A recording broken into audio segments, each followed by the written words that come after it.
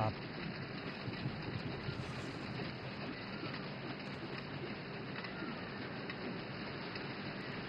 इन तस्वीरों में आप देख सकते हैं राष्ट्रपति द्रौपदी मुर्मू जो कि राष्ट्रपति भवन के प्रांगण से आगे अब बढ़ रही हैं नए संसद भवन की तरफ, और उनकी दोनों तरफ राष्ट्रपति के अंगरक्षक, घुड़सवार अंगरक्षक का एक पूरा काफिला। और साथ ही साथ इन तस्वीरों में आप देख सकते हैं जयपुर कॉलम को भी, जो कि इस राष्ट्रपति भवन प्रांगण की एक अटूट और असीम पहचान के तौर पर देखा जाता है, जाना जाता है। फिलहाल धीरे धीरे राष्ट्रपति का ये कारवां आगे की तरफ बढ़ते हुए अब से कुछ देर बाद राष्ट्रपति संसद की संयुक्त बैठक को संबोधित करेंगी। अभिभाषण उनका होगा और उसके लिए राष्ट्रपति भवन से प्रस्थान करते हुए इन तस्वीरों में हम देख सकते हैं उनके काफिले। राष्ट्रपति के दोनों तरफ उनके घुड़सवार अंगरक्षक और अब ये काफिला, ये कारवां आगे विजय चौक की तरफ बढ़ता हुआ।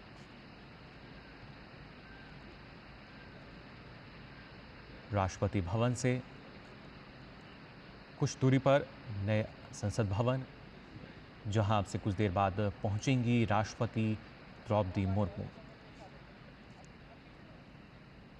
और आप देख सकते हैं इन तस्वीरों में भी दूर तक जो नज़र जा रही है वो भारत की पहचान के तौर पर देखा जाता है। राष्ट्रपति भवन या जो इंडिया गेट की हम बात करें, फिलहाल ये जो कारवां है आगे बढ़ते हुए धीरे धीरे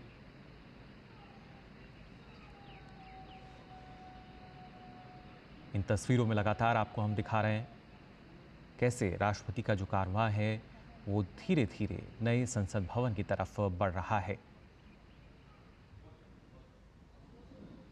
राष्ट्रपति के घुड़सवार अंगरक्षक और पीछे तस्वीरों में आपको राष्ट्रपति भवन के जो 12 पिलर्स हैं टस्कन, वो भी नज़र आ रहे हैं। साथ ही अगर बात की जाए इस गुंबद की, जो कि अपने आप में वास्तुकार का एक बेहद ही बेहतरीन उदाहरण। और फिलहाल ये कारवां आगे की तरफ धीरे धीरे बढ़ता हुआ। जयपुर स्तंभ फिलहाल हम देख रहे थे इन तस्वीरों में भी। और ख़ासतौर से अगर बात की जाए राष्ट्रपति के जो अंगरक्षक हैं, जो कि भारतीय सेना की सबसे पुरानी रेजिमेंट, और ये अपने आप में बेहद सुंदर तस्वीर हमारे सामने राष्ट्रपति भवन की, जिसमें हम देख सकते हैं जयपुर स्तंभ को, उसके साथ साथ राष्ट्रपति भवन के इस गुंबद को, सेंट्रल डोम की अगर बात की जाए,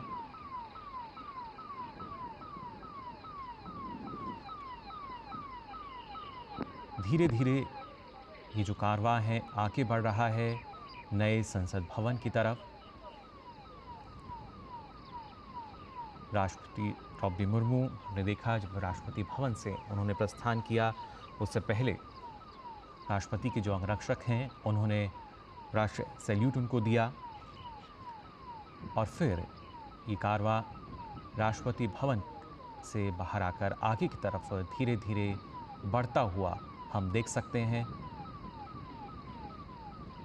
संसद की संयुक्त बैठक को संबोधित करने के लिए राष्ट्रपति द्रौपदी मुर्मू जो हैं राष्ट्रपति भवन से प्रस्थान कर चुकी हैं। उनके साथ उनके घुड़सवार अंगरक्षक, और अब से कुछ देर बाद करीब 11 बजे माना जा रहा है कि जो भाषण होगा उनका,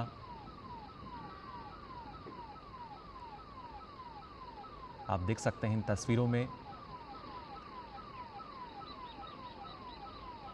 इन तस्वीरों में सीधे तौर पर, हालांकि अब से पहले भी इस तरह की जो तस्वीरें हैं वो हमने देखी हैं, लेकिन हर बार ये तस्वीरें जो हैं अपने आप में काफ़ी अनूठी नज़र आती है। एक नयापन इन तस्वीरों में, वास्तुशिल्प का एक अद्भुत नमूना राष्ट्रपति भवन, और उसी से आगे अब प्रस्थान करता हुआ राष्ट्रपति द्रौपदी मुर्मू का ये कारवां।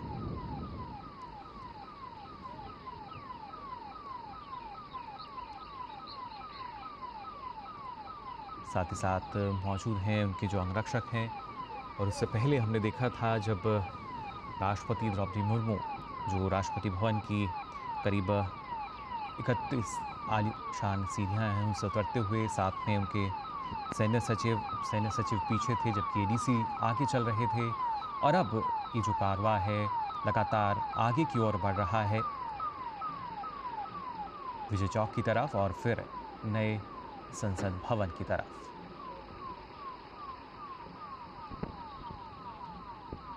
आज का दिन काफ़ी महत्वपूर्ण, और इस महत्वपूर्ण दिन की ये महत्वपूर्ण तस्वीरें आप देख सकते हैं।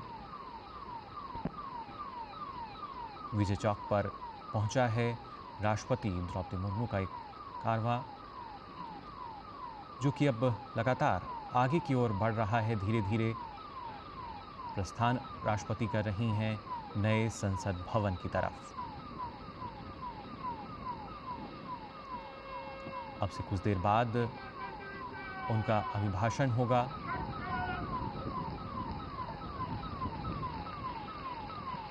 जहां पर संसद में संयुक्त बैठक जो है वो आयोजित की जाएगी। नई सरकार के गठन पर जो अभिभाषण होता है,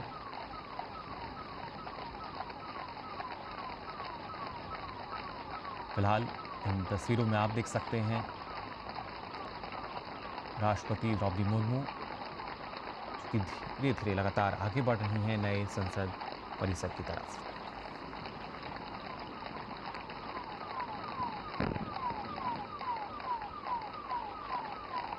अपने आप में काफ़ी मनमोहक ये तस्वीरें, और ख़ास तौर से जिस तरीके से जो मौसम है वो भी आज खुशगवार नज़र आ रहा है।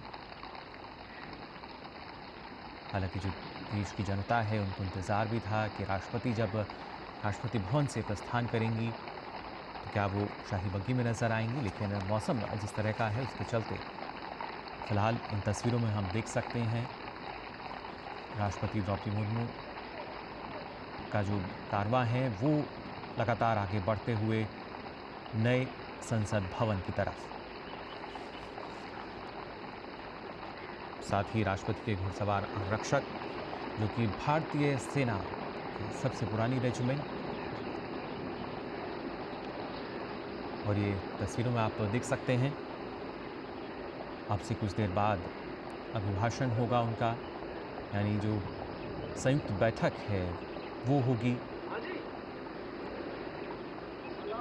फिलहाल परिसर में यहाँ पहुँचते हुए राष्ट्रपति का ये कारवां।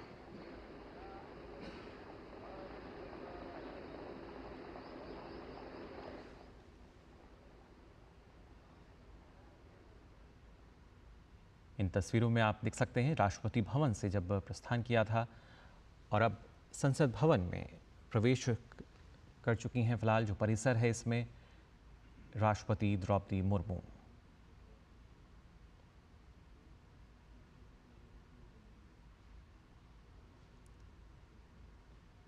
संसद भवन में राष्ट्रपति का ये जो कारवां है प्रवेश करते हुए, और अब से कुछ देर बाद जैसा लगातार आपको हम बता रहे हैं जो अभिभाषण है वो होगा राष्ट्रपति का, जिसमें ना सिर्फ सरकार की जो नीतियां रही हैं किस तरीके से कारगर रहीं, बल्कि जो रोड मैप है वो क्या रहेगा, किस तरीके से देश हित में जो नीतियां हैं वो लागू की गई हैं, कितनी कारगर रही हैं, इसकी जानकारी वो साझा करेंगी। फिलहाल उनके अंगरक्षकों का ये काफिला जो लगातार आगे बढ़ रहा है परिसर में पहुंच चुकी हैं, और इन तस्वीरों में आप देख सकते हैं प्रधानमंत्री नरेंद्र मोदी, साथ ही उपराष्ट्रपति जगदीप धनखड़ को।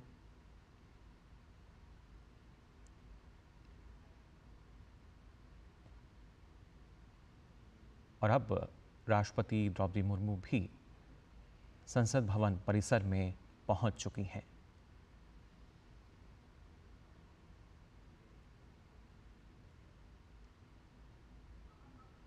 और यहाँ पर अगर देखा जाए जिस तरीके से पहले से ही इन तस्वीरों में मैंने आपको दिखाया, उपराष्ट्रपति जगदीप धनखड़, प्रधानमंत्री नरेंद्र मोदी जो हैं वो मौजूद हैं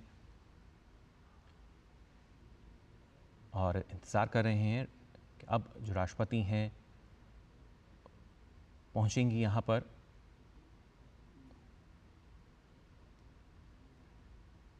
संसद भवन परिसर ये, जहाँ राष्ट्रपति का जो कारवां है वो पहुंच चुका है।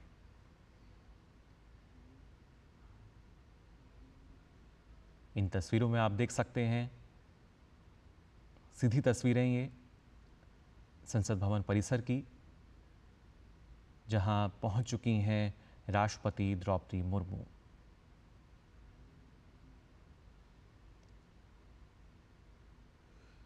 और उसके बाद संयुक्त बैठक को संबोधित करेंगी। दोनों सदनों के जो सदस्य हैं उनकी संयुक्त बैठक, अभिभाषण उनका होगा अब से कुछ देर बाद।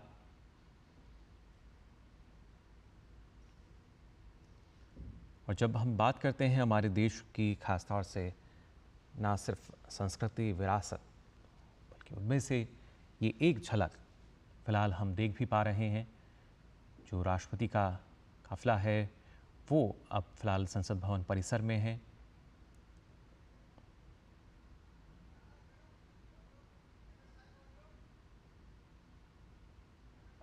अग्रसर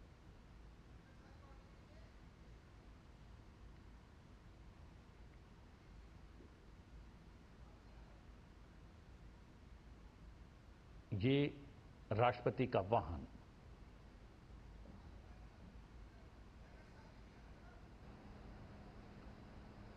द्वार पर पहुंचता हुआ, जहां पर उपराष्ट्रपति राष्ट्रपति की अगवानी के लिए वहां पर उपस्थित हैं। प्रधानमंत्री नरेंद्र मोदी वहां पर उपस्थित हैं। संसदीय कार्य मंत्री भी वहां पर मौजूद हैं और ये राष्ट्रपति का वाहन पहुंच गया है संसद भवन के द्वार।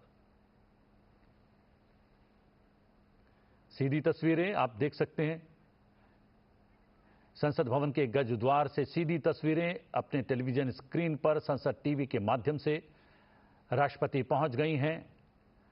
उपराष्ट्रपति प्रधानमंत्री वहां पर मौजूद हैं। संसदीय कार्य मंत्री किरण रिजिजू भी वहां पर मौजूद हैं।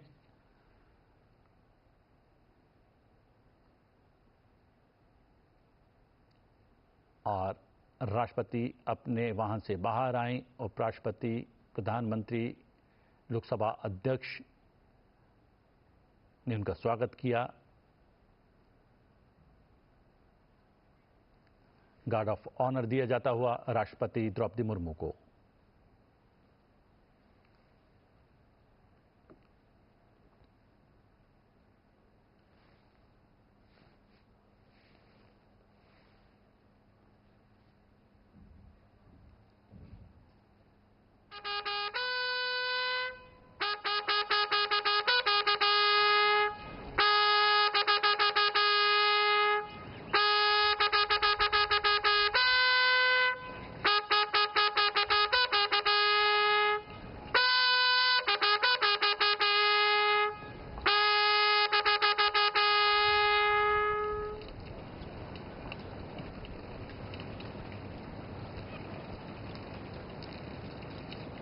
सलामी के पश्चात राष्ट्रपति संसद भवन के भीतर जाती हुई। उपराष्ट्रपति जगदीप धनखड़, प्रधानमंत्री नरेंद्र मोदी, लोकसभा अध्यक्ष ओम बिरला, संसदीय कार्य मंत्री किरण रिजिजू साथ में उपस्थित। और ये ऐतिहासिक सेंगोल, जी हां, पारंपरिक राजदंड सेंगोल की अगुवाई में निचले सदन यानी लोकसभा के कक्ष तक जाएंगी राष्ट्रपति द्रौपदी मुर्मू। ऐतिहासिक क्षण, ऐतिहासिक पल, ऐतिहासिक तस्वीरें सीधे संसद टीवी पर।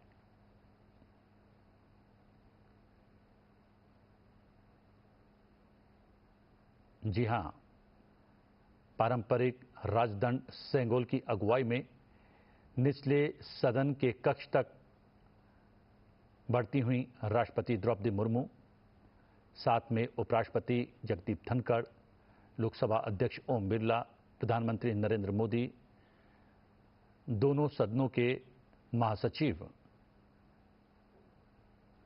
धीरे धीरे कदम लोकसभा की ओर बढ़ते हुए।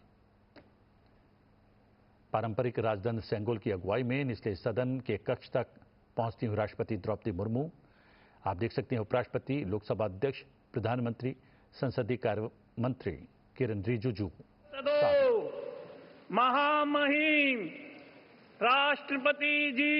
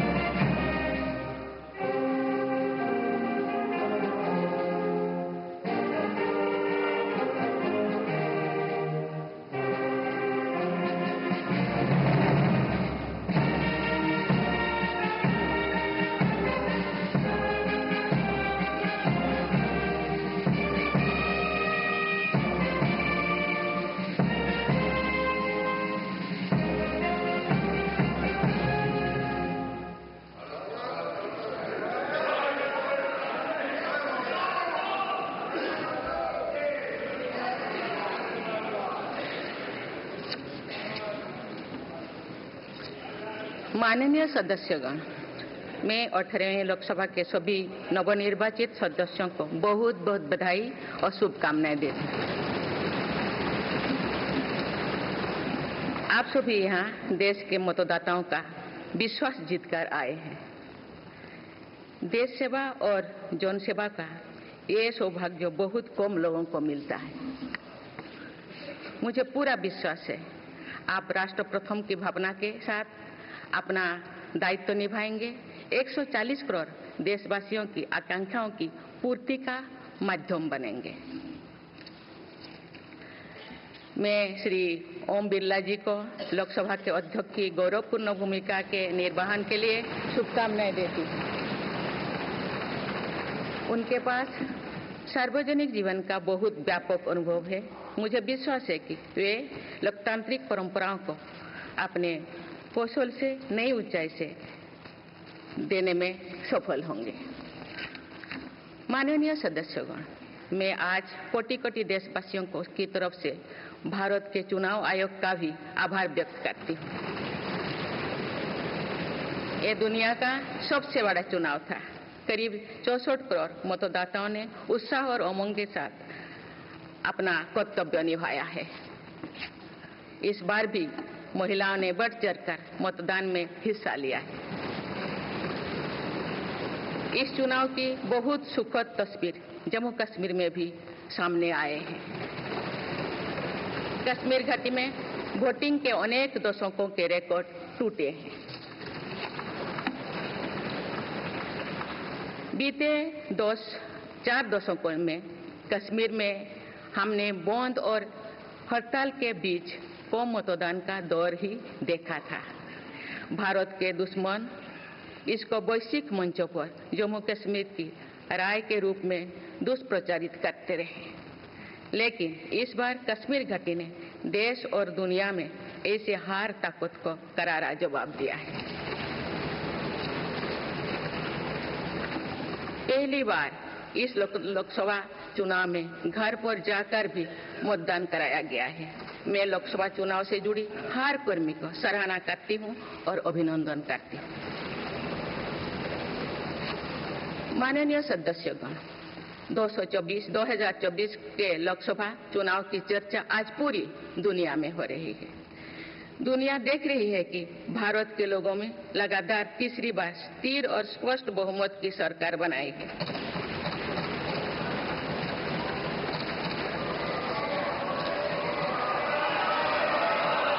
छह दशक बाद ऐसा हुआ है। 6 दशक बाद ऐसा हुआ है। ऐसा समय में जो भारत के लोगों की आकांक्षाएं सर्वोच्च स्तर पर है, लोगों ने मेरी सरकार पर लगातार तीसरी बार भरोसा जताया है।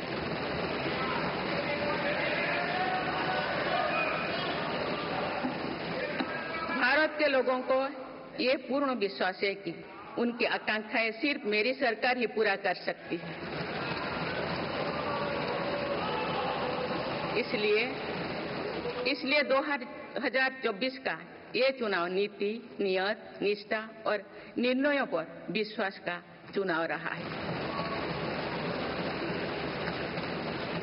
मजबूत और निर्णायक सरकार में विश्वास, सुशासन, स्थिरता और निरंतरता में विश्वास, ईमानदारी और कड़ी मेहनत में विश्वास, सुरक्षा और समृद्धि में विश्वास, सरकार की गारंटी और डिलीवरी पर विश्वास, विकसित भारत के संकल्प में विश्वास। मेरी सरकार ने 10 वर्षों से सेवा और सुशासन का जो मिशन जनाया है, ये उस पर मुहर है। ये जनादेश है कि भारत की विकसित बनाने का काम बिना रुके चलता रहे और भारत अपने लक्ष्यों की प्राप्ति करते रहे। माननीय सदस्यगण, 18वीं लोकसभा कई मायनों में एक ऐतिहासिक लोकसभा है। ये लोकसभा अमृतकाल के शुरुआती वर्षों में गठित हुई है।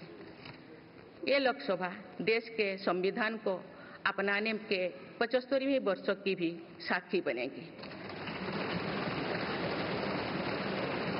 मुझे विश्वास है कि इस लोकसभा में जन कल्याण के फसलों का नवीन अध्याय लिखा जाएगा।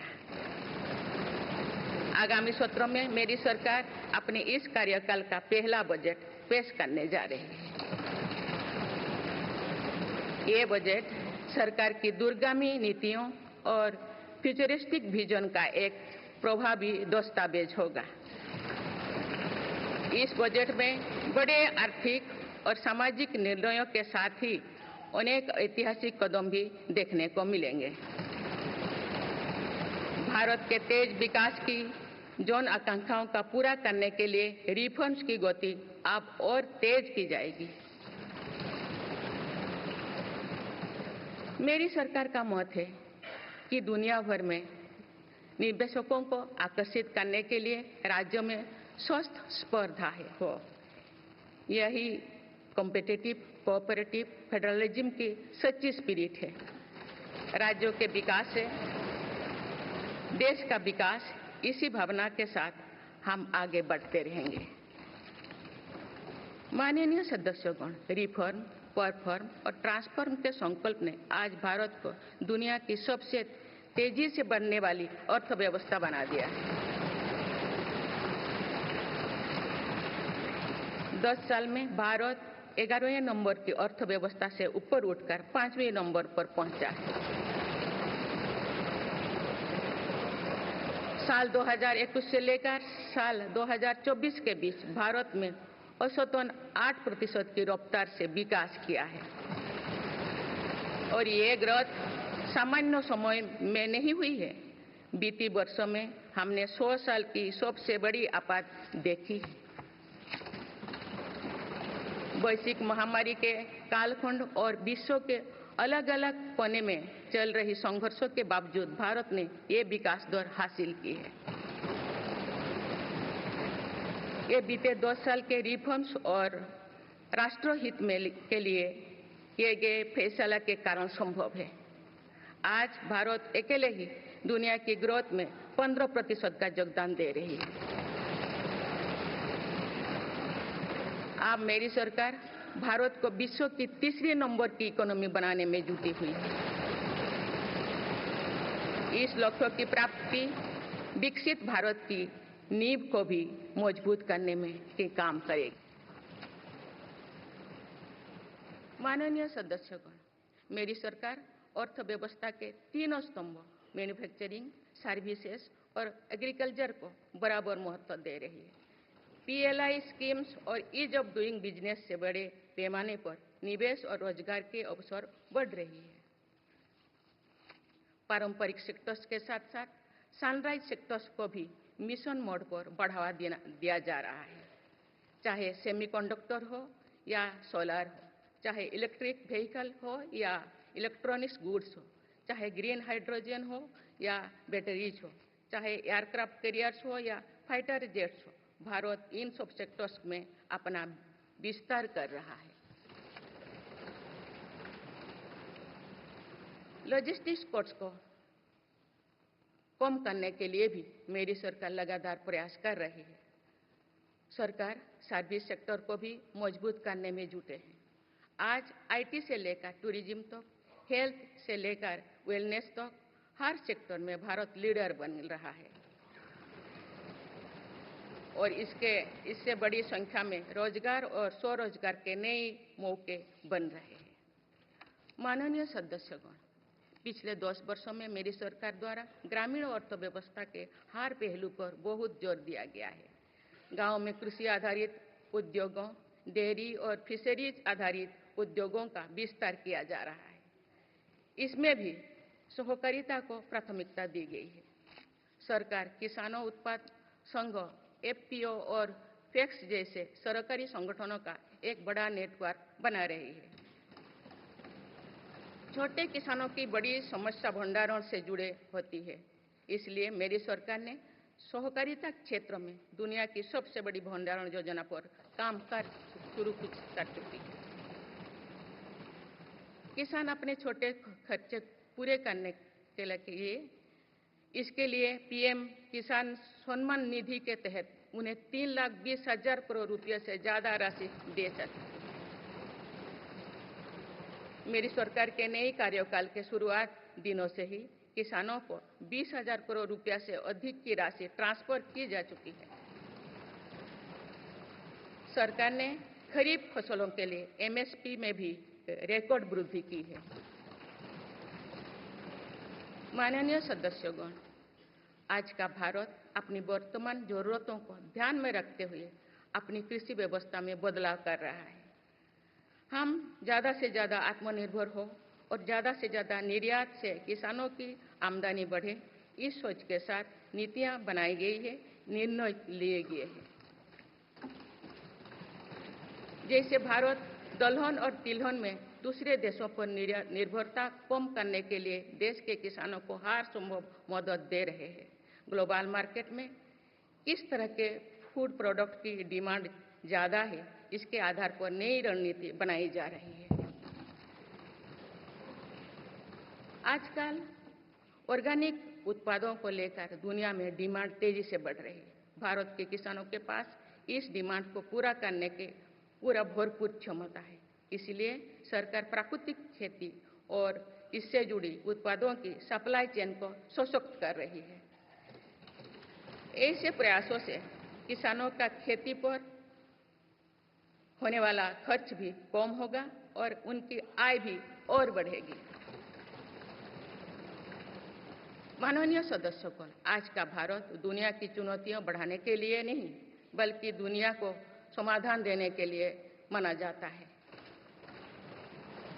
विश्व बंधु के तौर पर भारत ने अनेक वैश्विक समस्याओं के समाधान को लेकर पहल की है। जलवायु परिवर्तन से लेकर खाद्य सुरक्षा तक, पोषण से लेकर सस्टेनेबल एग्रीकल्चर तक हम अनेक समाधान दे रहे हैं। हमारे मोटे अनाज श्री अन्न की पहुंच सुपर फूड के तौर पर दुनिया के कोने कोने में हो, इसके लिए भी अभियान चल रहा है। भारत की पहल पर पूरी दुनिया ने वर्ष 2023 में इंटरनेशनल मिलेट्स ईयर मनाया है। आपने देखा है हाल ही में पूरी दुनिया ने अंतर्राष्ट्रीय योग दिवस भी मनाया है। भारत की इस महान परंपरा की प्रतिष्ठा विश्व में लगातार बढ़ रही है। योग और आयुष को बढ़ावा देकर भारत एक स्वस्थ विश्व के निर्माण में मदद कर रही है।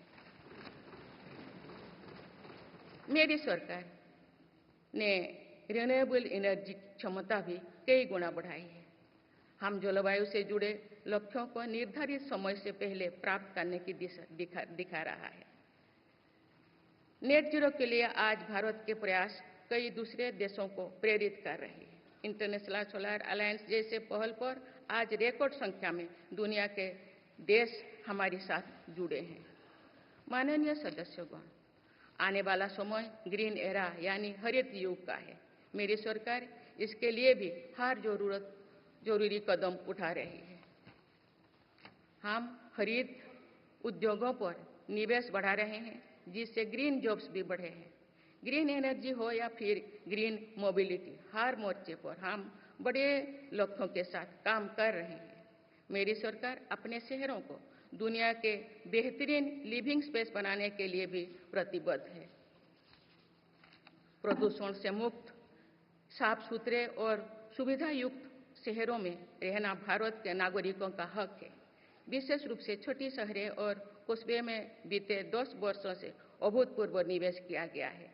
भारत में आज दुनिया का तीसरे सबसे बड़ा डोमेस्टिक एविएशन मार्केट है।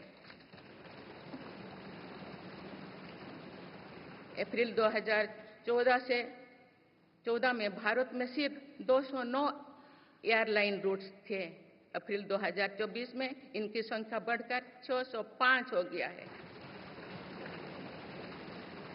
हवाई यात्रा में हो रहे इस विस्तार का सीधा लाभ टियर 2, टियर 3 शहरों को हो रहा है। 10 वर्षों में देश के 21 शहरों तक मेट्रो सुविधाएं पहुंची है। वंदे मेट्रो जैसे कई योजनाएं पर काम चल रही है। भारत का पब्लिक ट्रांसपोर्ट दुनिया में बेहतरीन हो, इस लक्ष्य के साथ मेरी सरकार काम कर रही है। माननीय सदस्यगण, मेरा सरकार इन आधुनिक मापदंड पर काम कर रही है, जिससे भारत विकसित देश के सामने बराबरी से खड़े हो सके। इंफ्रास्ट्रक्चर का विकास इस दिशा में बदलते भारत की नई तस्वीर के रूप में उभारा है। मेरी सरकार ने 10 वर्षों में पीएम ग्रामीण सड़क योजना के तहत गांव में 3,80,000 किलोमीटर से ज्यादा सड़कें बनाई हैं। आज भारत में नेशनल हाईवेज और एक्सप्रेसवेज का जाल बिछ रहा है। नेशनल हाईवेज बनाने की गति में भी 2 गुनी से अधिक की वृद्धि हुई है। अहमदाबाद मुंबई के बीच हाई स्पीड रेल इकोसिस्टम का निर्माण कार्य भी तेजी से आगे बढ़ रहे हैं। मेरी सरकार ने उत्तर, दक्षिण और पूर्वी भारत के बुलेट ट्रेन कॉरिडोर्स के लिए फिजिबिलिटी स्टडीज शुरू करने का फैसला किया है। पहली बार देश में अंतर्देशीय जलमार्गों के विकास पर इतने व्यापक रूप से काम शुरू हुआ है। इसका बड़ा लाभ नॉर्थ ईस्ट को होगा। मेरी सरकार ने नॉर्थ ईस्ट के विकास के लिए 10 वर्षों में आवंटन में 4 गुना से अधिक की वृद्धि की है। सरकार इस क्षेत्र को एक्ट पॉलिसी के तहत स्ट्रेटेजिक गेटवेज बनाने के लिए काम कर रही है। नॉर्थ ईस्ट में हर तरह की कनेक्टिविटी का बढ़ाया जा रहा है। शिक्षा, स्वास्थ्य, पर्यटन, रोजगार, हर क्षेत्र में विकास कार्यों को आगे बढ़ाया जा रहा है। असम में 27,000 करोड़ रुपया की लागत से सेमीकंडक्टर प्लांट बनाया जा रहा है, यानी north east made in India chips को भी सेंटर होने वाला है। मेरी सरकार नॉर्थ ईस्ट में स्थायी शांति के लिए निरंतर काम कर रही है। पिछले इस 10 वर्षों में अनेक पुराने विवादों को हल किया गया, अनेक अहम समझौते हुई है। नॉर्थ ईस्ट में अशांत क्षेत्रों में तेज विकास करके चरणबद्ध तरीके से अफवाह हटाने का काम भी जारी है। देश के हर क्षेत्र में विकास के ये नए आयाम भारत के भविष्य का उद्घोष कर रहे हैं। माननीय सदस्य, वुमेन लेड डेवलपमेंट के लिए समर्पित मेरी सरकार ने महिला सशक्तिकरण के एक नई युग की शुरुआत की है। देश की नारी शक्ति लंबे समय तक लोकसभा और विधानसभा में अधिक भागीदारी की मांग कर रही थी। आप उनके पास नारी शक्ति बंधन अधिनियम की ताकत है। सरकार की योजनाओं की वजह से पिछले एक दशक में महिलाओं का आर्थिक सामर्थ्य बढ़ा है। आप जानते हैं कि बीते 10 वर्ष में बने 4 करोड़ पीएम आवास में से ज्यादातर महिलाओं के नाम ही आवंटित हुई है। आप तीसरी कार्यकाल के शुरुआत में ही सरकार ने 3 करोड़ नए घर बनाने की स्वीकृति दे दी है। इनमें से भी अधिकतर घर महिलाओं के नाम पर ही आवंटित होंगे। बीते 10 वर्षों में 10 करोड़ महिलाएं सेल्फ हेल्प ग्रुप्स से जुड़े हैं। मेरी सरकार ने 3 करोड़ महिलाओं को लखपति दीदी बनाने के लिए व्यापक अभियान चलाए हैं। इसके लिए सेल्फ हेल्प ग्रुप्स को आर्थिक मदद भी बढ़ाई जा रही है। सरकार का प्रयास है कि महिलाओं का कौशल बढ़े, कमाई के साधन बढ़े और उनका सम्मान भी बढ़े। नमो ड्रोन दीदी योजना इस लक्ष्य की पूर्ति में सहायक बन रही है। इस योजना के तहत हजारों सेल्फ हेल्प ग्रुप्स की महिलाओं को ड्रोन दिए जा रहे हैं। ड्रोन पायलट बनने की ट्रेनिंग भी दी जा रही है। मेरी सरकार ने हाल ही में कृषि खेती सखी कार्यक्रम भी शुरू किया है। इसके तहत अभी तक सेल्फ हेल्प ग्रुप्स की 30,000 महिलाओं को कृषि सखी के रूप में प्रमाण पत्र दिए गए हैं। कृषि सखियों को आधुनिक खेती की टेक्निक में प्रशिक्षण किया जा रहा है ताकि वे कृषि को और आधुनिक बनाने में किसानों की मदद कर सकें।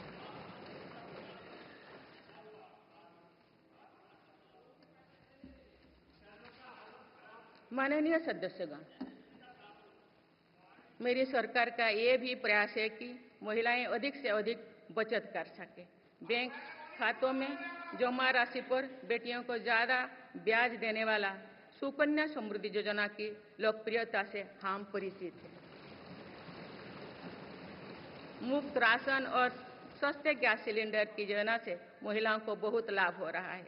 अब मेरी सरकार बिजली का बिल जीरो करने और बिजली बेचकर कमाई करने की योजना भी लाई है।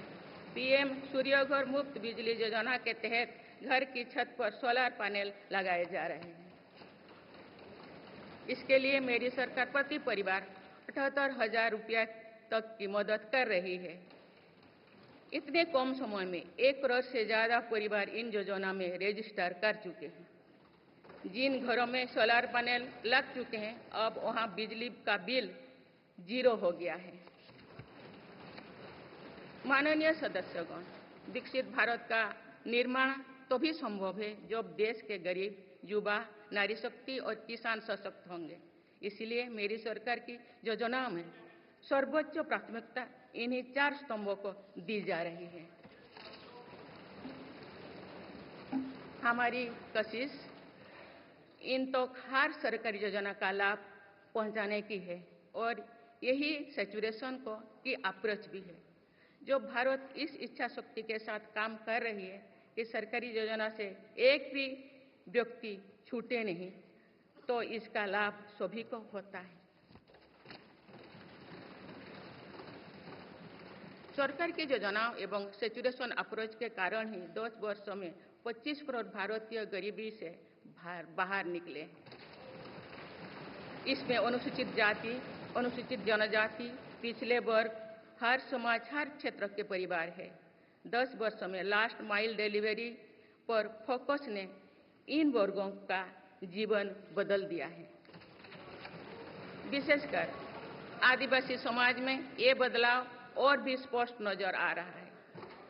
24,000 करोड़ रुपया से अधिक की पीएम जनमन जैसी योजना आज अति पिछड़े जनजातीय समूह के उत्थान का माध्यम बन रही है। सरकार पीएम सूरज पटल के माध्यम से वंचित वर्गों तक आजीविका के अवसरों को पहुंचाने के लिए सुलभ ऋण भी उपलब्ध करा रही है। मेरी सरकार दिव्यांग भाइयों और बहनों के लिए किफायती और स्वदेशी सहायक उपकरण विकसित कर रही है। देश भर में प्रधानमंत्री दिव्याशा केंद्रों का भी विस्तार किया जा रहा है। वंचितों की सेवा का ये संकल्प ही सच्चा सामाजिक न्याय है। माननीय सदस्यगण, देश की श्रम शक्ति के सम्मान के लिए श्रमिक बंधुओं का कल्याण और सशक्तिकरण मेरी सरकार की प्राथमिकता है। मेरी सरकार श्रमिकों के लिए सामाजिक सुरक्षा योजनाओं को एकीकृत कर रही है। डिजिटल इंडिया तथा डाकघरों के नेटवर्क का उपयोग करके दुर्घटना और जीवन बीमा के कवरेज को बढ़ाने का काम हो रहा है। पीएम स्वनिधि का विस्तार किया जाएगा और ग्रामीणों और सेमी अर्बन क्षेत्रों के रेहड़ी पटरी वाले भाइयों बहनों को भी इसके दायरे में लाया जाएगा। माननीय सदस्यगण, बाबा साहेब डॉक्टर भीमराव अंबेडकर का मानना था कि किसी भी समाज की प्रगति समाज के निचले तबके की प्रगति पर निर्भर करती है। पिछले 10 वर्षों में राष्ट्र की उपलब्धियों और विकास का आधार गरीब का सशक्तिकरण रहा है। मेरी सरकार ने पहली बार गरीब को ये एहसास करवाया कि सरकार उनकी सेवा में है। कोरोना के कठिन समय में सरकार ने 80 करोड़ लोगों को मुफ्त राशन देने के लिए पीएम गरीब कल्याण अन्न योजना शुरू की।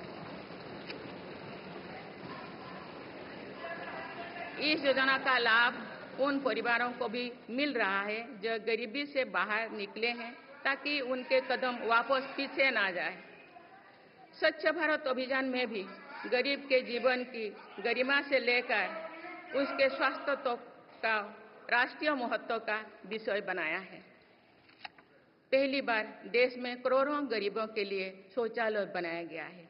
ये प्रयास हमें आश्वस्त करते हैं कि देश आज महात्मा गांधी के आदर्शों का सच्चे अर्थों में अनुसरण कर रहा है। मेरी सरकार 55 करोड़ लाभार्थियों को आयुष्मान भारत योजना के तहत मुफ्त स्वास्थ्य सेवाएं भी उपलब्ध करवाए हैं। देश में 25,000 जन औषधि केंद्रों को खोलने का काम भी तेजी से चल रहा है। आप इस क्षेत्र में सरकार एक और निर्णय लेने जा रही है। आप आयुष्मान भारत योजना के तहत मुफ्त इलाज का लाभ 70 वर्षों से अधिक उम्र के सभी बुजुर्गों को भी मिलेगा। माननीय सदस्यगण, अक्सर विरोधपरक मानसिकता और संकीर्ण स्वार्थ के कारण लोकतंत्र की मूल भावना का बहुत अहित हुआ है। इसका प्रभाव संसदीय प्रणाली पर भी पड़ता है और देश की विकास यात्रा पर भी पड़ता है। देश में कई दशकों तक अस्थिर सरकार के दौर में कई सरकारें चाहते हुए भी ना रिफॉर्म कर पाए और ना ही आवश्यक निर्णय ले पाए। भारत की जनता ने निर्णायक बनकर इस स्थिति को बदला है। बीते 10 वर्षों में ऐसे अनेक रिफॉर्म्स हुई है जिनका बहुत लाभ देश को आज मिल रहा है।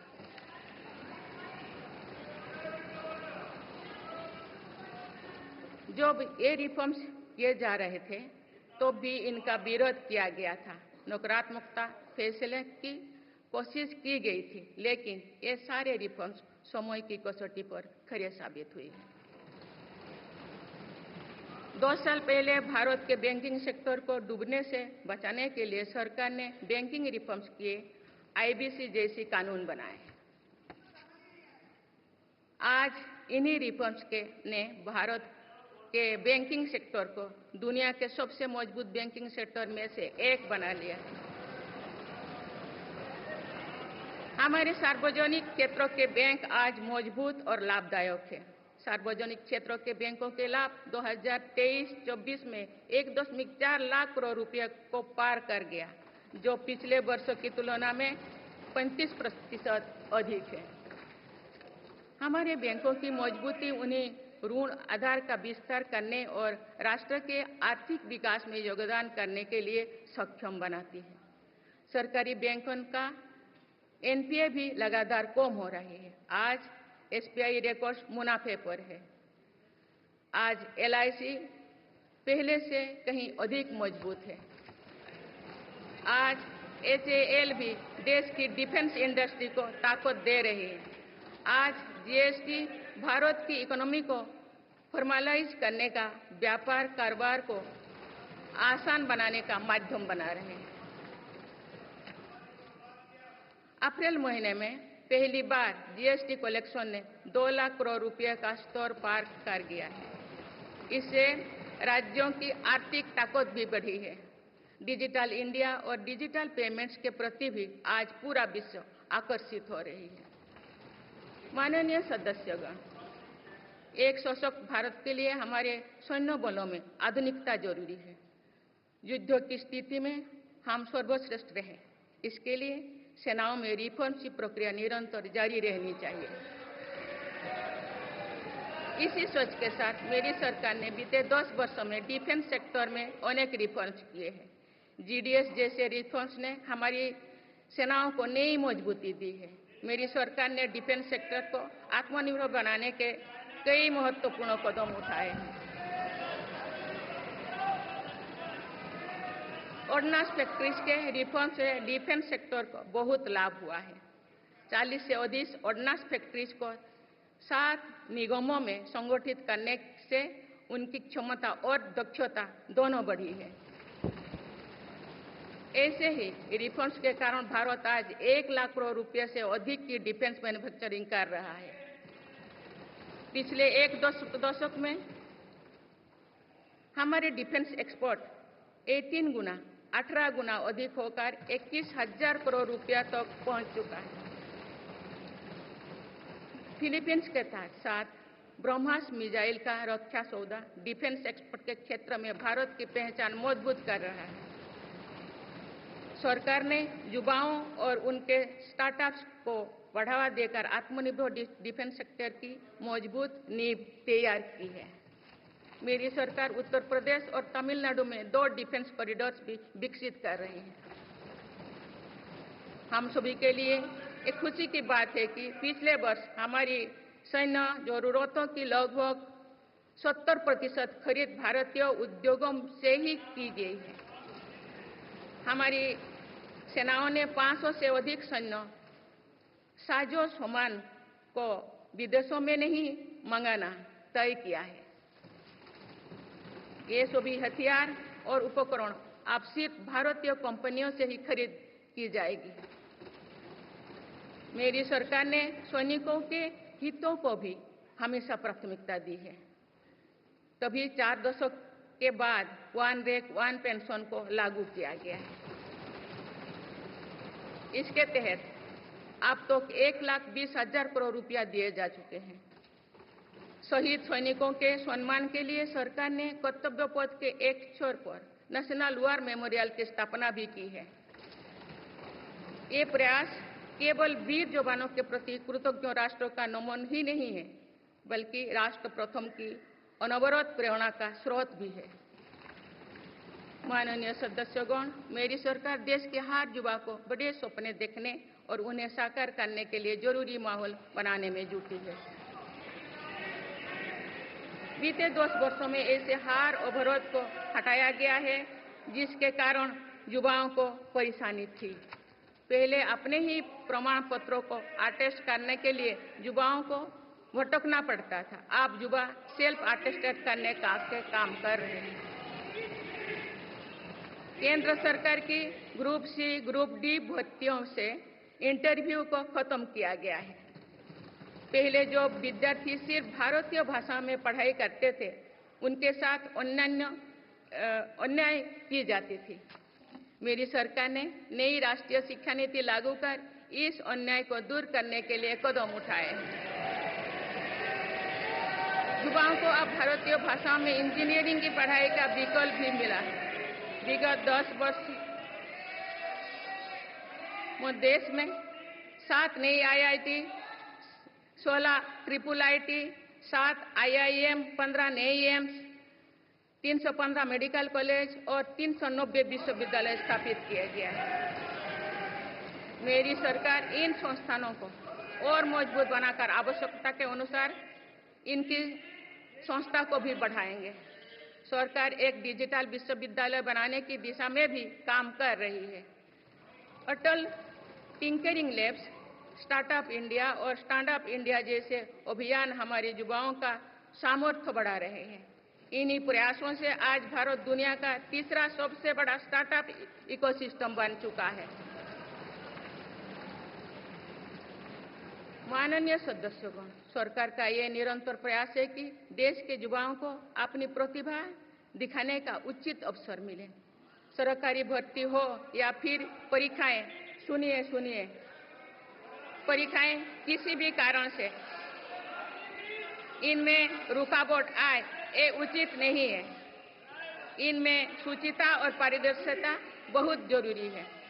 हाल ही में कुछ परीक्षाओं में हुई पेपर लीक की घटनाओं की निष्पक्ष जांच और दोषियों को कड़ी से कड़ी सजा दिलवाने के लिए मेरी सरकार प्रतिबद्ध है। इससे पहले भी हमने देखा है कि कई राज्यों में पेपर लीक की घटनाएं होती रही है। इस पर दलीय राजनीति से ऊपर उठकर देशव्यापी ठोस उपाय करने की जरूरत है। संसद ने भी परीक्षा में होने वाली गड़बड़ियों के विरुद्ध एक सख्त कानून बनाया है। मेरी सरकार परीक्षाओं से जुड़ी संस्थाओं, उनके कामकाज के तरीके, परीक्षा प्रक्रिया सभी में बड़ी सुधार करने की दिशा में काम कर रही है। माननीय सदस्यगण, मेरी सरकार ने युवाओं की राष्ट्र निर्माण में भागीदारी और बढ़ाने के लिए मेरा युवा भारत माय भारत अभियान की शुरुआत भी की है। इसमें अब तक 1.5 करोड़ से अधिक युवाओं का पंजीकरण हो चुका है। इस पहल से युवाओं में नेतृत्व कौशल और सेवा भावना का बीजारोपण होगा। आज हमारे युवाओं को खेलों में भी आगे बढ़ने के नए अवसर मिल रहे हैं। मेरी सरकार के प्रभावी प्रयासों का परिणाम है कि भारत के युवा खिलाड़ी वैश्विक मंचों पर रिकॉर्ड संख्या में मेडल्स जीत रहे हैं। कुछ ही दिनों बाद पेरिस ओलंपिक्स में भी शुरू होने वाले जा रहे हैं। ओलंपिक्स में देश का प्रतिनिधित्व करने वाले हर खिलाड़ी पर हमें गर्व है। मैं उन्हें अपनी शुभकामनाएं देती हूं। इन उपलब्धियों को और आगे ले जाने के लिए भारतीय ओलंपिक संघ 2036 ओलंपिक्स खेलों की मेजबानी की तैयारी भी कर रही है। माननीय सदस्यगण, जुलाई की 1 तारीख से देश में भारतीय न्याय संहिता भी लागू हो जाएगी।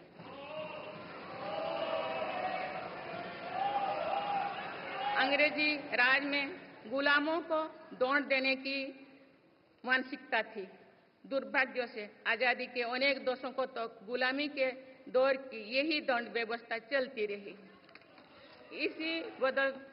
इसे बदलने की चर्चा अनेक दशकों से की जा रही थी, लेकिन ये साहस भी मेरी सरकार ने ही करके दिखाए हैं। अब दंड की जगह न्याय को प्राथमिकता होगी, जो हमारे संविधान की भी भावना है। इन नई कानूनों से न्याय प्रक्रिया में तेजी आएगी। आज जो विदेश अलग अलग क्षेत्रों में गुलामी की मानसिकता से मुक्त पा रहे हैं, तो ये उस दिशा में बहुत बड़ा कदम है और ये हमारे स्वतंत्रता सेनानियों की सच्ची श्रद्धांजलि भी है। मेरा सरकार ने सीएए कानून के तहत शरणार्थियों को नागरिकता देना शुरू कर दिया है। इससे बंटवारे से पीड़ित अनेक परिवारों के लिए सम्मान का जीवन जीना तय हुआ है। जिन परिवारों को सीएए के तहत नागरिकता मिली है, मैं उनके बेहतर भविष्य की कामना करती हूँ।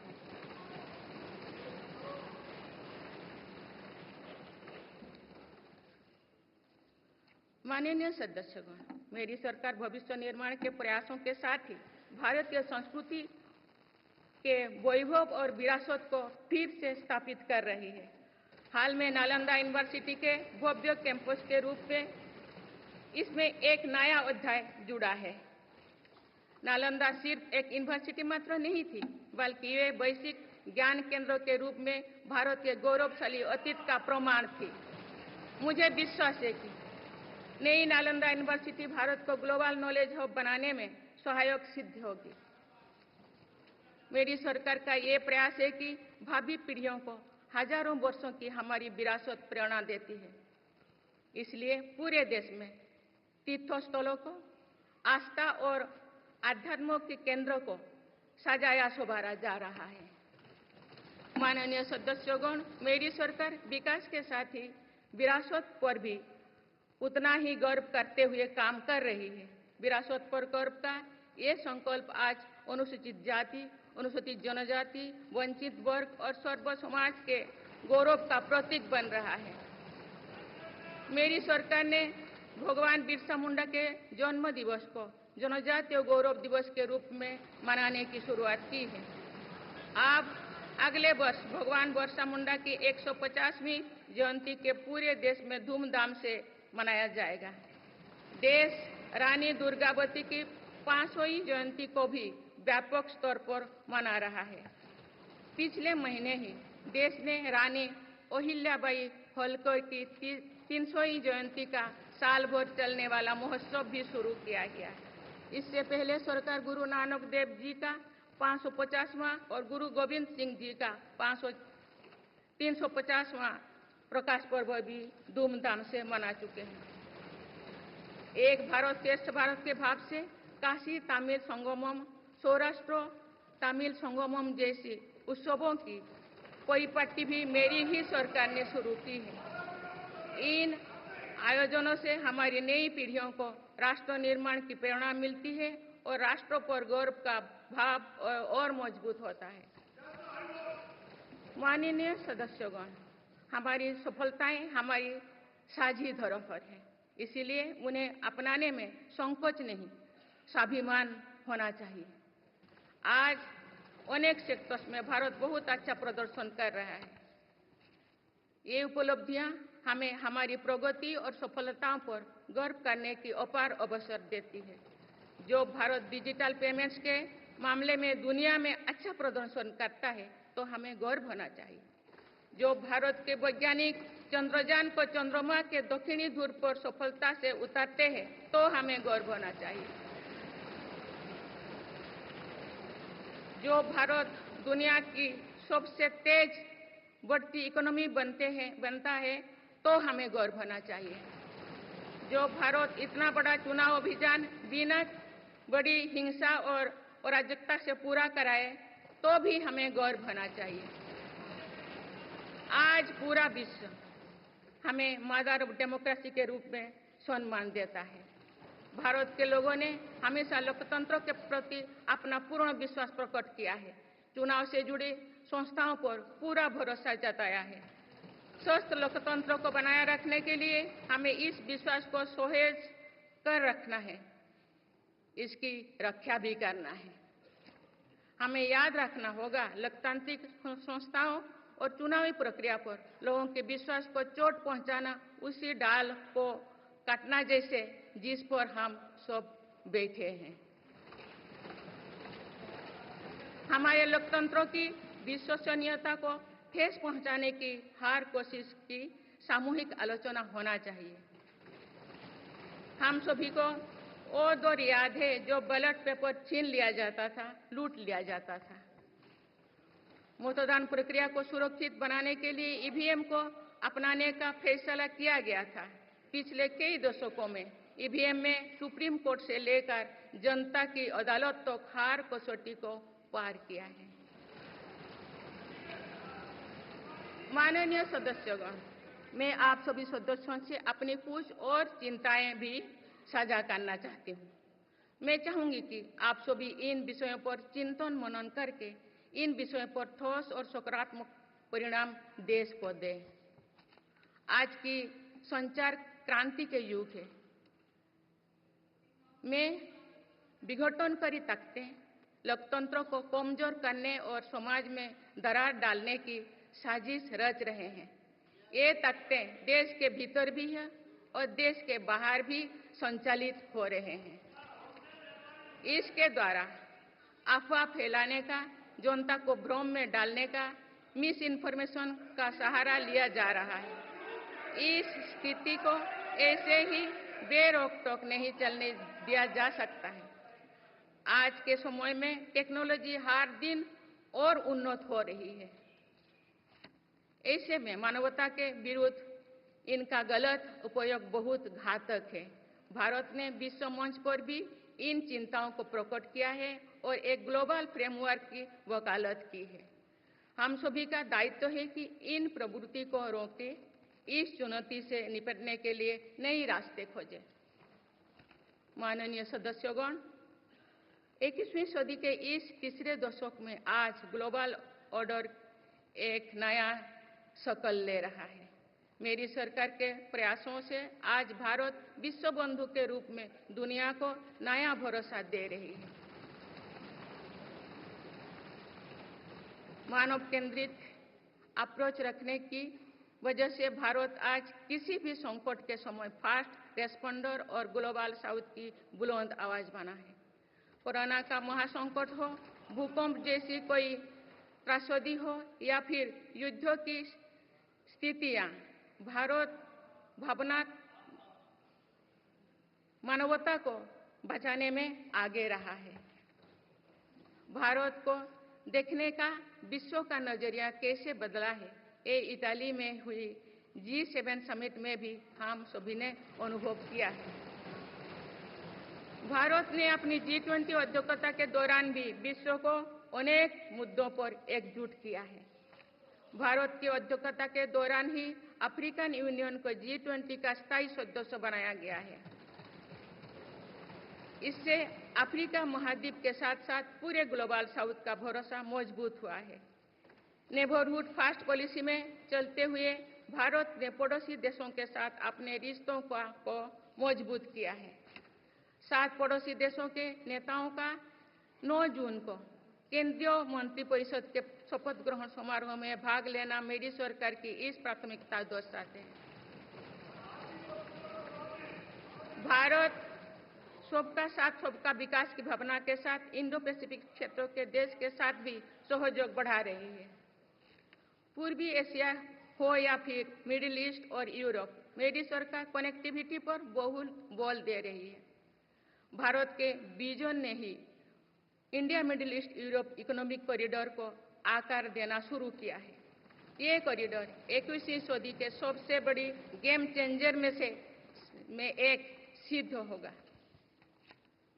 माननीय सदस्यगण, आने वाला कुछ महीने में भारत एक गणतंत्र के रूप में 75वें वर्ष पूरी करने जा रहे हैं। भारत का संविधान बीते दशकों में हर चुनौती, हर कसौटी पर खरा उतरा है।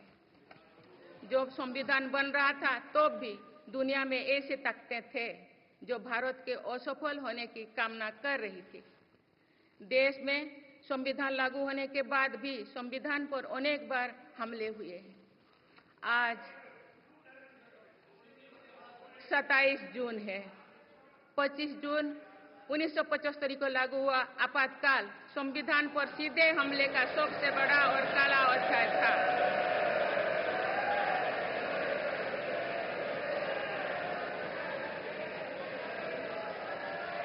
तो पूरे देश में हाहाकार मच गया था, लेकिन ऐसी असंवैधानिक ताकतों पर देश ने विजय प्राप्त करके दिखाया, क्योंकि भारत के मूल में गणतंत्र की परंपराएं रही है। मेरी सरकार भी भारत के संविधान को सिर्फ राजकाज का माध्यम भर नहीं मानती, बल्कि हमारा संविधान जन चेतना का हिस्सा हो, इसके लिए हम प्रयास कर रहे हैं। इसी ध्येय के साथ मेरी सरकार ने 26 नवंबर को संविधान दिवस के रूप में मानना शुरू किया है। अब भारत के उस भूभाग हमारे जम्मू कश्मीर में भी संविधान पूरी तरह लागू हो गया है, जहां आर्टिकल 370 की वजह से स्थितियां कुछ और थी। माननीय सदस्यगण, राष्ट्र की उपलब्धियों के निर्धारण इस बात से होता है कि हम अपने दायित्वों का निर्वहन कितनी निष्ठा से कर रहे हैं। 18 लोकसभा में कई नए सदस्य पहली बार संसदीय प्रणाली का हिस्सा बने हैं। पुराने सदस्य भी नए उत्साह के साथ आए हैं। आप सभी जानते हैं कि आज का समय हर प्रकार से भारत के लिए बहुत अनुकूल है।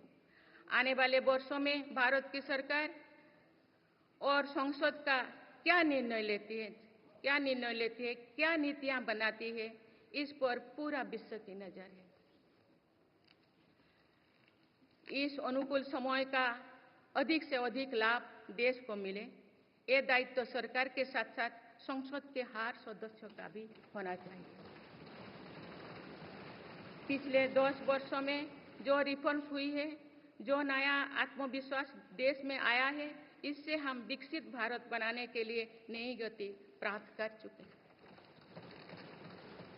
हम सभी को ये हमेशा ध्यान रखना है कि विकसित भारत का निर्माण देश के हर नागरिक की आकांक्षा है, संकल्प भी है। इस संकल्प की सिद्धि में अवरोध पैदा ना हो, ये हम सभी का दायित्व है भी, कर्तव्य भी है। नीतियों का विरोध और संसदीय कामकाज का विरोध दो भिन्न बातें हैं।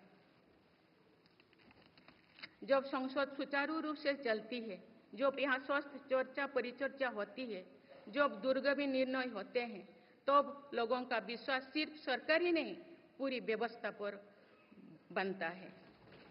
इसीलिए मुझे भरोसा है कि संसद के पल पल का सदुपयोग होगा, जनहित को प्राथमिकता मिलेगा। माननीय सदस्यगण, हमारे वेदों में हमारे ऋषियों ने हमें कुछ नीति वाणी दिए हैं, जैसे कि समान मंत्र हो, समिति ही समानी की प्रेरणा दी है। अर्थात हम एक समान विचार और लक्ष्य लेकर एक साथ काम करें। यही इस संसद की मूल भावना है। इसलिए जब भारत तीसरी नंबर की इकोनॉमी बनेगा, तो देश की इस सफलता में आपकी भी सहभागिता होगी। हम जब 2027 में आजादी की शताब्दी का उत्सव विकसित भारत के रूप में मनाएंगे, तो इस पीढ़ी को भी श्रेय मिलेगा। आज हमारे युवाओं में जो सामर्थ्य है, आज हमारे संकल्प में जो निष्ठा है, हमारी जो असंभव सी लगने वाली उपलब्धियां हैं, ये इस बात का प्रमाण है कि आने वाला दौर भारत का दौर है। ये सदी भारत की सदी है और इसका प्रभाव आने वाली 1000 वर्षों तक रहेगा। आइए हम सब मिलकर पूर्ण कर्तव्य निष्ठा के साथ राष्ट्रीय संकल्पों की सिद्धि में जुट जाएं, विकसित भारत बनाएं। आप सभी को मेरा बहुत बहुत बहुत शुभकामनाएं। धन्यवाद।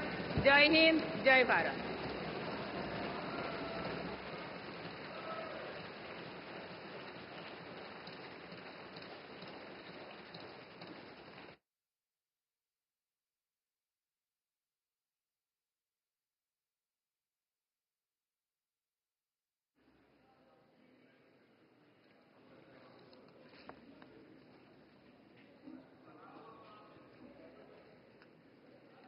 Honorable President,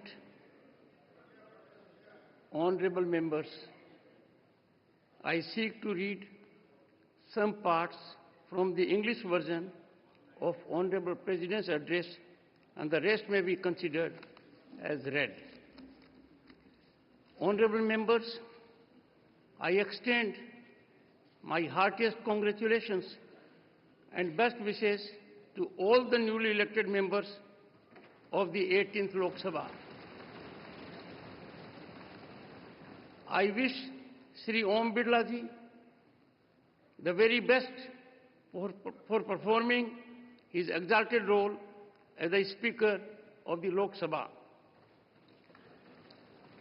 Honorable members, I also express my gratitude to the Election Commission of India on behalf of crores of Indians today. This was the largest election in the world. The Kashmir Valley has broken all records of voter turnout in decades. Honorable members, the world is witnessing that the people of India have elected a stable government with clear majority consecutively for third term. Honorable members, this Lok Sabha will also witness to the 75th year of adoption of the Constitution of India.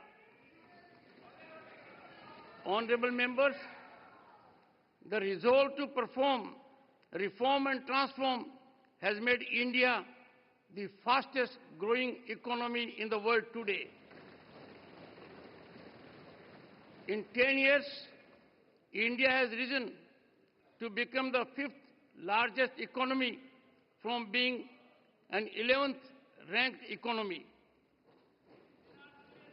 Honorable members, in the last 10 years, my government has given great emphasis on every aspect of rural economy. To enable farmers to meet their small expenses, more than rupees 3,20,000 crore have been disbursed to them under PM Kisan Samman Nidhi. Honorable members, the future belongs to Harit Yug or Green Era. My government has increased the allocation for the development of Northeastern region by more than 4 times in the last 10 years.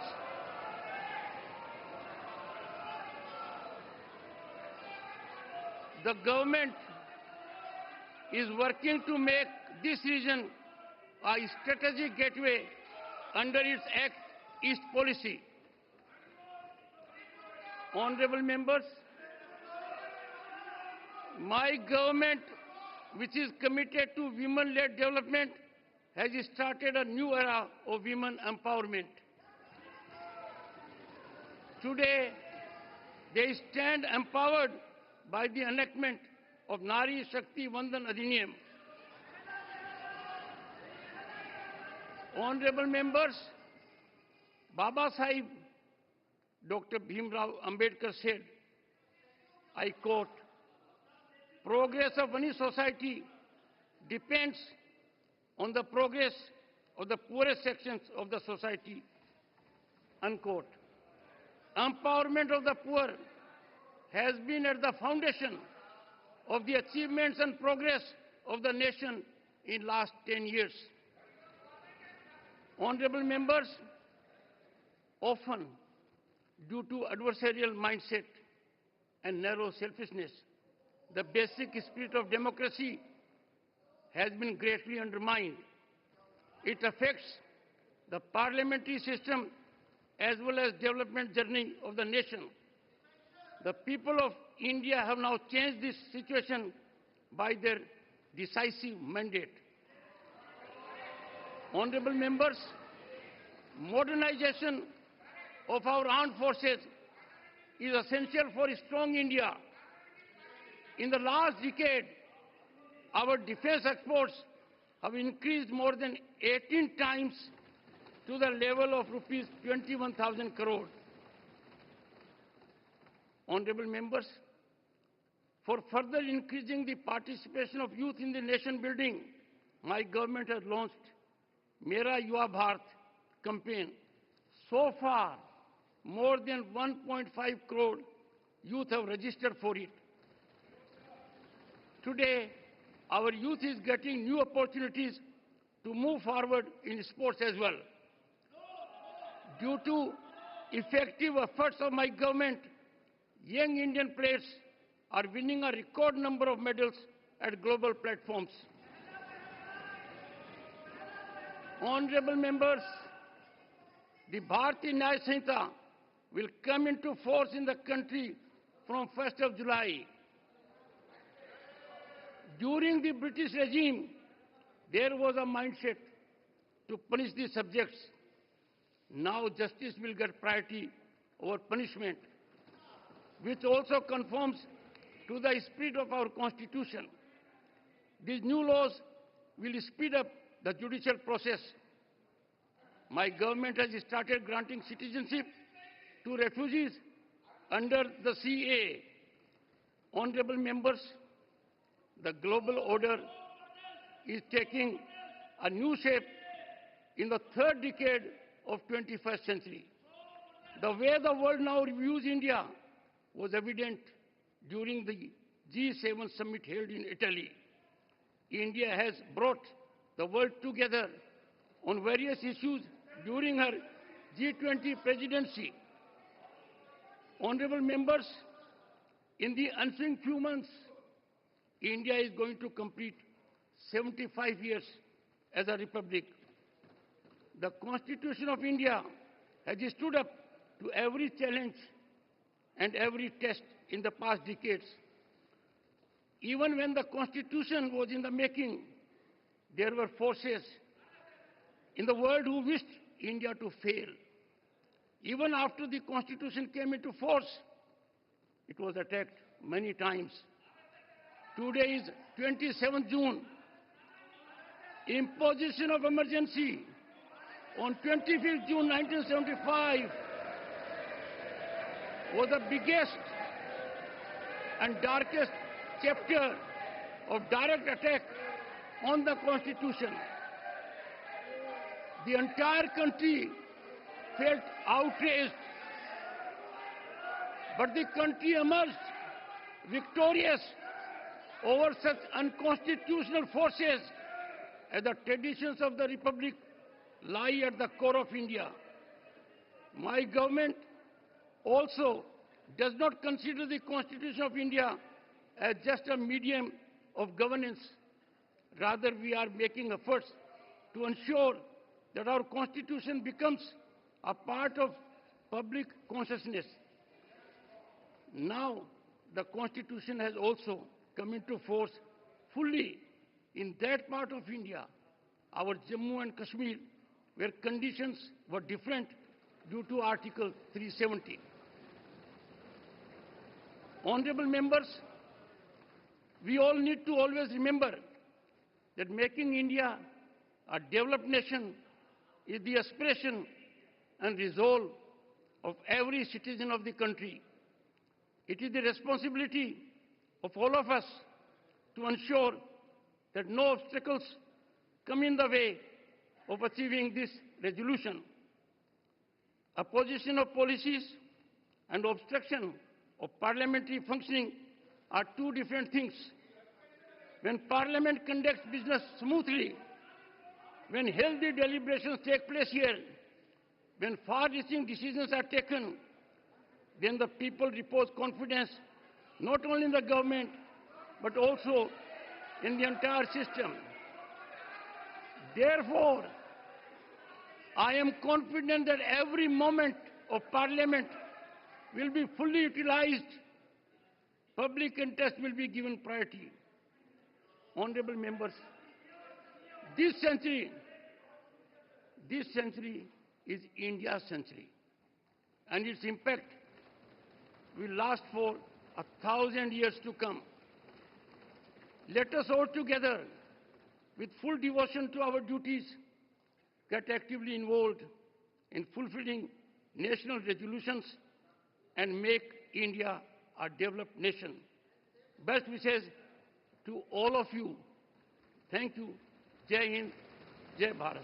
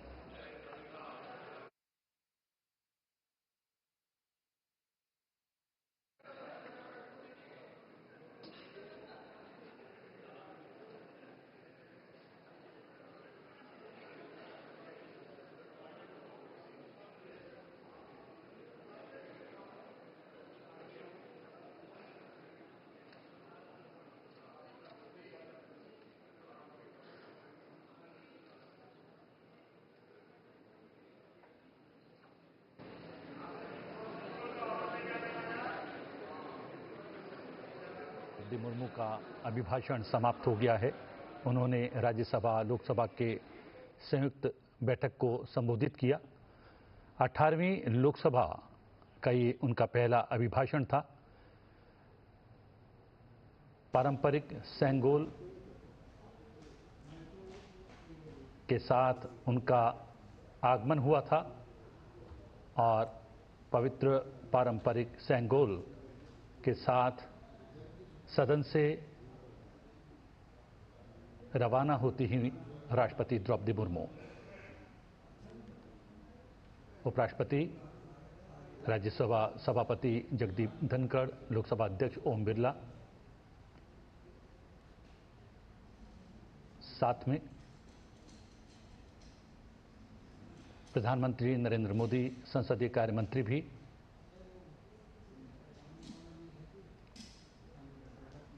राष्ट्रपति संसद भवन से निकलकर बाहर आती हुई और राष्ट्रपति भवन की ओर प्रस्थान करेंगी।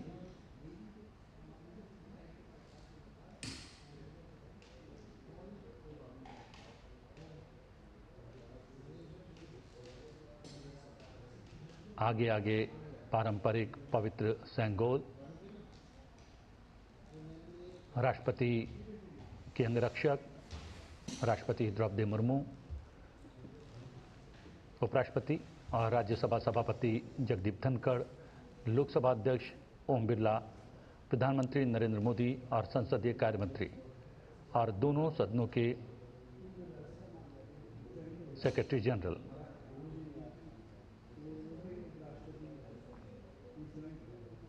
एक परंपरा का निर्वाह करते हुए राष्ट्रपति द्रौपदी मुर्मू का अभिभाषण समाप्त हुआ और उनके अभिभाषण के प्रमुख बिंदुओं का अंग्रेजी में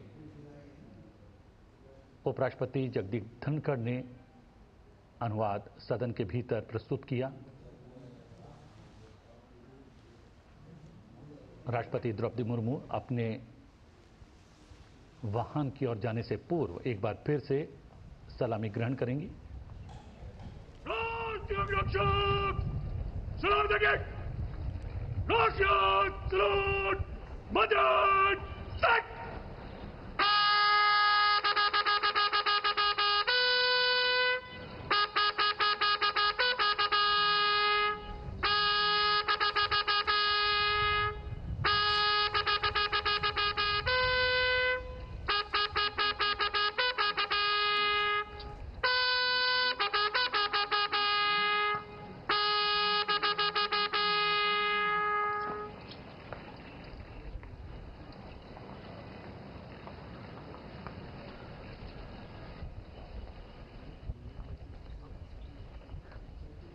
जहां राष्ट्रपति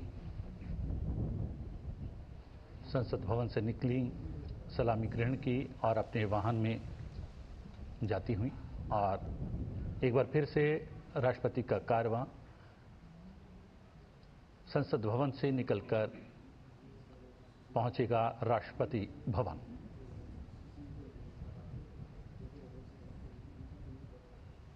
भारत की लोकतांत्रिक व्यवस्था और संसदीय प्रणाली की वृहद तस्वीर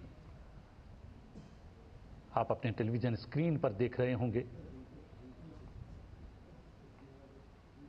18वीं लोकसभा का पहला अभिभाषण कुछ क्षण पूर्व संपन्न हुआ राष्ट्रपति का और अब राष्ट्रपति भवन की ओर पुनः वापस रवाना होती हैं राष्ट्रपति द्रौपदी मुर्मू।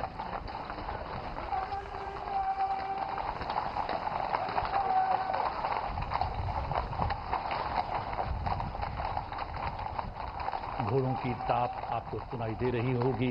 राष्ट्रपति के अंगरक्षक, उनका कारवां राष्ट्रपति के वाहन के साथ वापसी करता हुआ राष्ट्रपति भवन की ओर।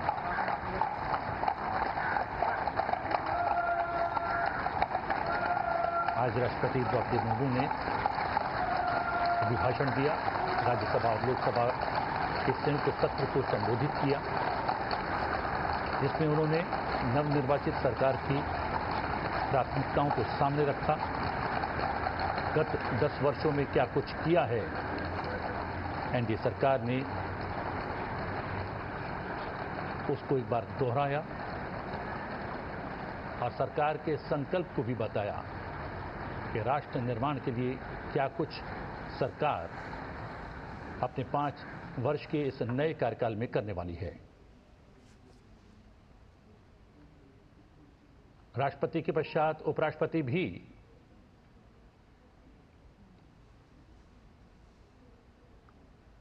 अपने निवास स्थान के लिए रवाना होते हुए, हम आपको बता दें कि आज से राज्यसभा का सत्र भी शुरू हो रहा है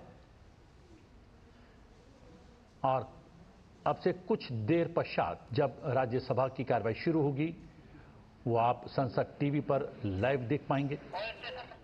लोकसभा की कार्रवाई भी अब से कुछ मिनटों के पश्चात प्रारंभ होगी, उसकी भी सीधी तस्वीरें आप संसद टीवी पर देख पाएंगे। फिलहाल जो तस्वीरें देख रहे हैं ये राष्ट्रपति के कारवां की है। राष्ट्रपति अभिभाषण के पश्चात वापस राष्ट्रपति भवन की ओर रवाना होती हुई।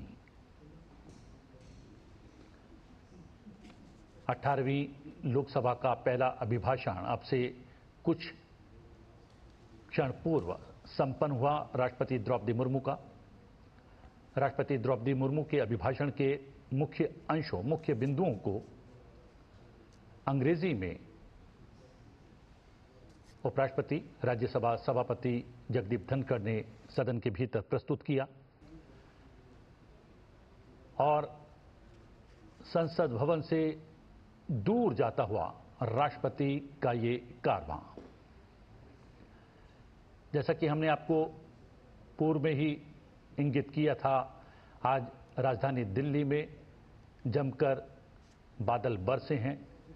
अब बारिश थमी हुई है लेकिन मौसम सुहाना बना हुआ है। राष्ट्रपति का कारवां वापसी करता हुआ राष्ट्रपति भवन की ओर संसद भवन से।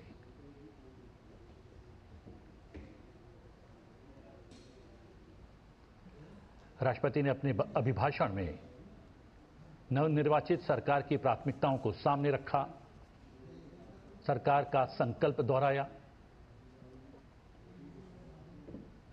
सरकार किस प्रकार पंक्ति में अंतिम खड़े हुए व्यक्ति तक विकास की बयार पहुंचाने के लिए प्रयासरत रहेगी, क्या कुछ नीतियां, योजना, परियोजनाएं सरकार के द्वारा लाई जाएगी, उस ब्लूप्रिंट को भी अपने अभिभाषण में उन्होंने प्रस्तुत किया।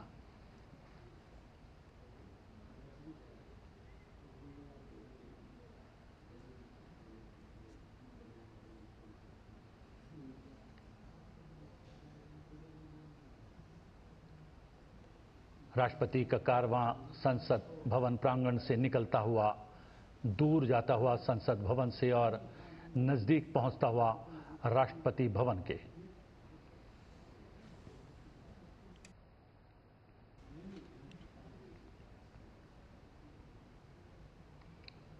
अठारहवीं लोकसभा का पहला अभिभाषण राष्ट्रपति का आज हुआ और अभिभाषण संपन्न करने के पश्चात राष्ट्रपति द्रौपदी मुर्मू संसद भवन से निकलकर राष्ट्रपति भवन की ओर जाती हुईं।